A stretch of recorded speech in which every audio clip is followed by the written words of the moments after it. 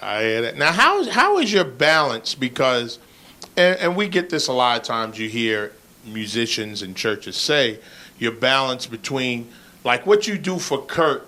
That's not really Sunday morning type stuff. Right. Sometimes the youth choir may get away with one or two of the songs, but for the most part, that's not Sunday morning stuff. So how do you like balance that? Do you do some of Kurt's stuff with your choirs at the church, and then you do some stuff that for the older folk they're kind of different? Man, I do it. I do it all. I do everything. I'll do Looking For You or This Is It with the adults. I mean, you know what I'm saying? You know, but my church is fairly young. Oh, okay. Yeah. My church is fairly young, so I can get away with doing, you know, like an Imagine Me, you know, or something like that. Your old people might be in their 40s or something. Right. I mean, now we got some tree trunks now. We got some 70, 80, you know, year old, 90-year-olds, you know, and I love them to death. But because we have them, you know, it's like the Bible says, got to become all things to all people. You know, you still go back and do the Lord keep me day by day in a pure and perfect way. You know, I want to live on in the building I made by hand. You know, because the one thing I've learned is that young folks don't know those songs. Yeah. You know what I'm saying? And those songs, not only do they have a tie to us spiritually, but they have a tie to us culturally. You know, and it's like we can't never neglect them. We can't ever forget them. You know. You know. So that's my whole thing now. It's like I like gumbo. You know, I like gumbo. You know, I like steak, but I can't eat steak all the time. You gotta eat steak, little chicken, little fish, and you gotta have some vegetables. Mm-hmm. You know what I'm saying? So, you know, that's how you stay healthy. So that's pretty much the balance. Okay.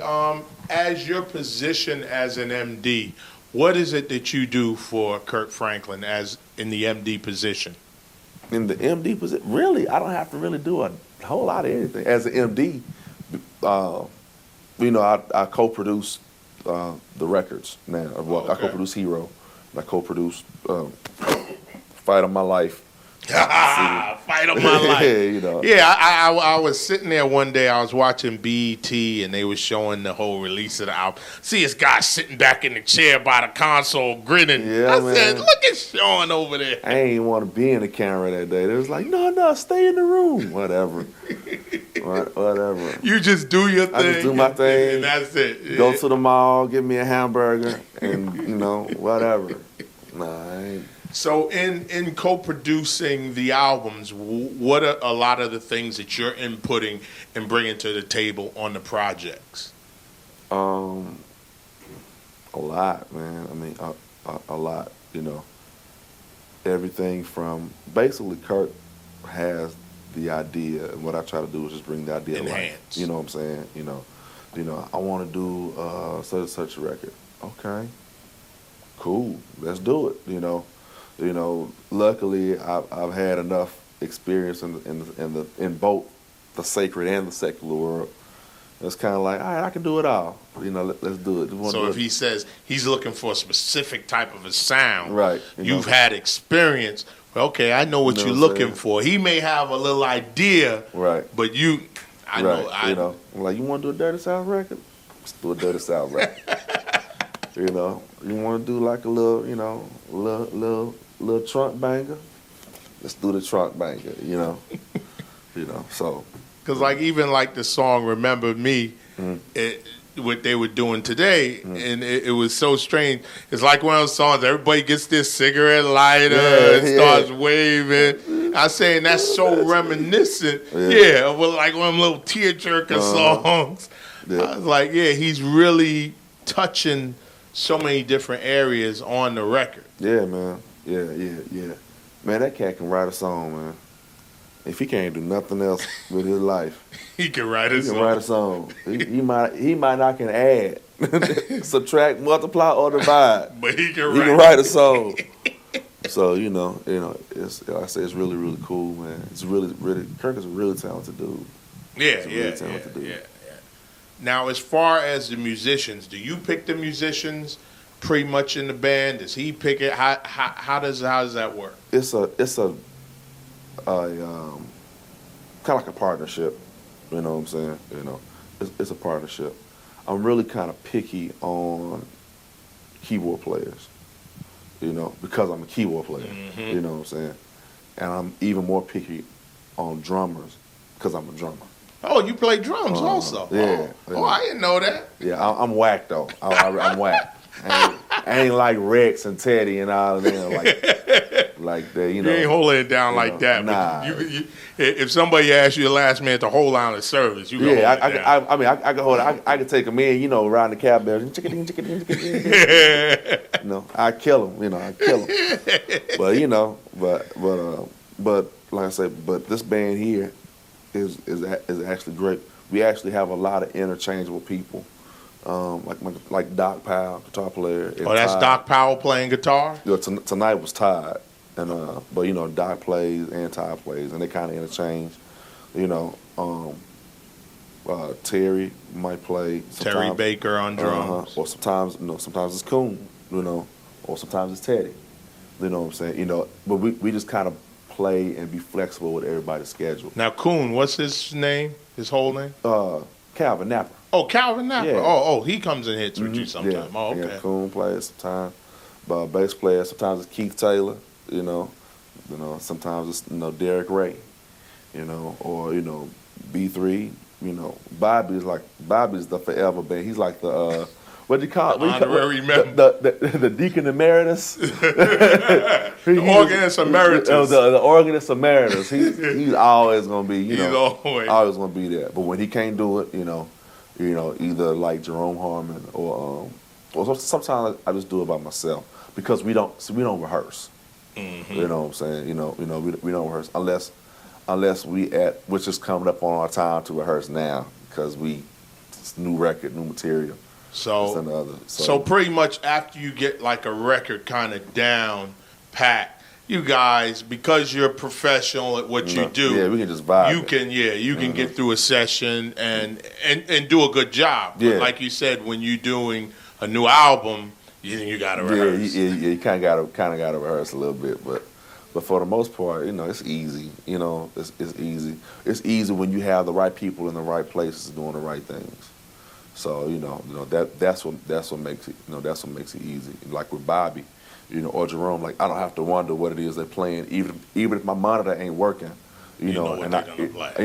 I know along the vein they're gonna play, so I know what to do to stay out their way. You know what I'm saying? And it's a marriage as opposed to everybody going for blood. You know what I'm saying?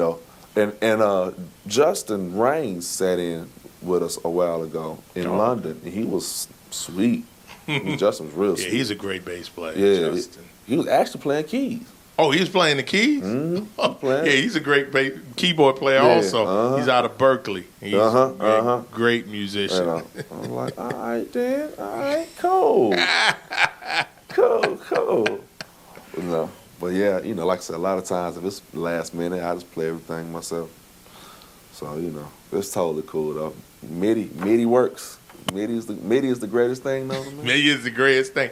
Now, one thing I do notice about you, when you see a lot of other gospel groups, now, since gospel has gotten so much comparative to, as we would say, secular, when you perform, you see an organist, you see a keyboard player, and then you see an orcs keyboard player playing parts. Now, I notice it's just two of you guys. How do you handle all of that as far as the special parts and stuff?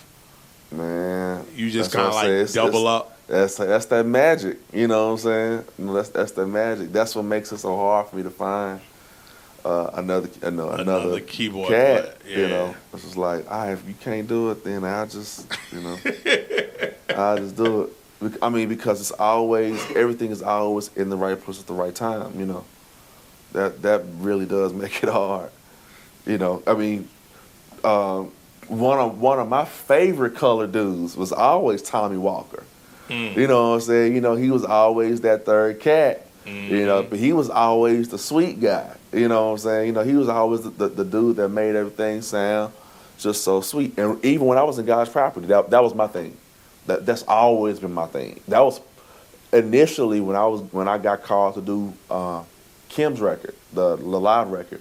I initially got called to do colors. to colors. You know what I'm being saying? aux player. Yeah, right. Because that's what I love. I love doing that. Yeah, I saw you sitting up on the organ, had your keyboard rigged, and that was the first. I didn't know who you were.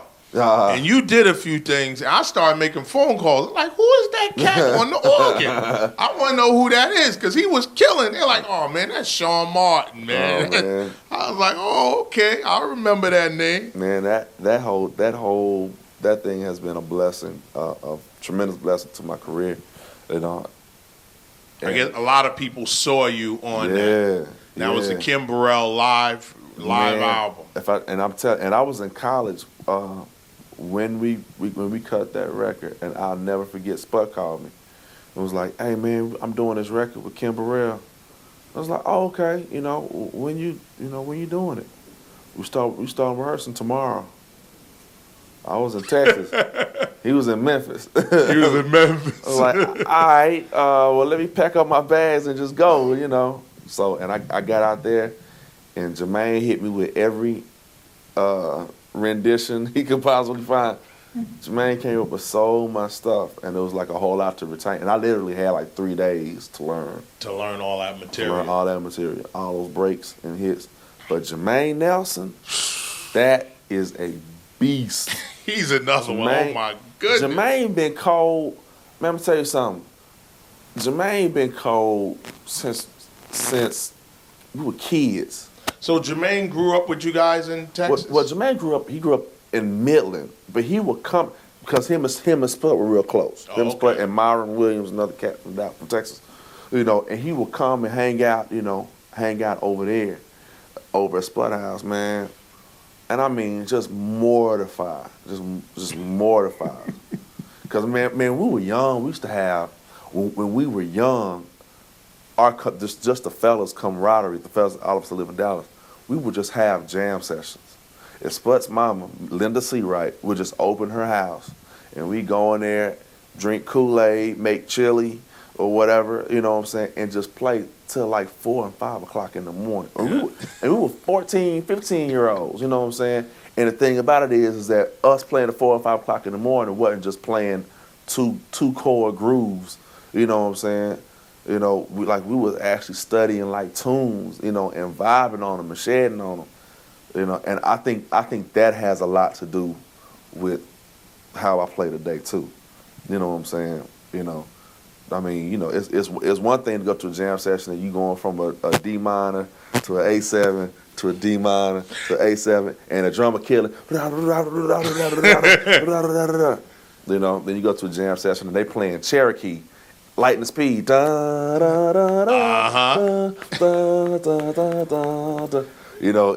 you got Jermaine Nelson sitting over here on Oregon, and he takes a solo. And you got to sit down on keyboard and play behind him. So you actually playing songs and playing music versus a lot of times you go to what we call quote unquote the sheds now in the jam.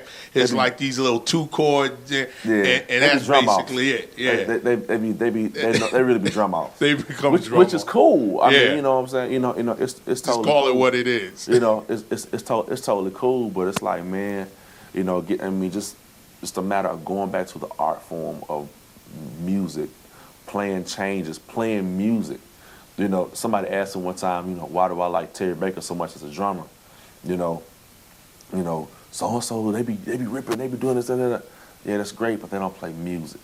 And to me, that's more important. It's not just chops. It's music. It's not just chops. It's the total package. It's like having a girl, she has pretty hair, but she missing like 4 teeth. You know what I'm saying? That's not a total package. You know what I'm saying? You want the total package. You want somebody that can crescendo with you and they crescendo with you. You want somebody that when you vibing, you vibing on a little groove and they right with you. And you might throw a little accent in here, and when the next time that accent comes around, they right with you, somebody that plays music, and that's what's most important. Yeah, it's funny that you say that because I was talking, this was years ago, I was talking to P.J. Morgan, and he's played with Terry Baker. Yeah. And he said, man, that guy, he said he just loves his whole approach to the instrument. Man. Yeah, his whole not just playing his whole chops. approach to the instrument, exactly. You know what I'm saying? You know, and that's one thing about it. We don't approach instruments no more. We just sit down on them and play.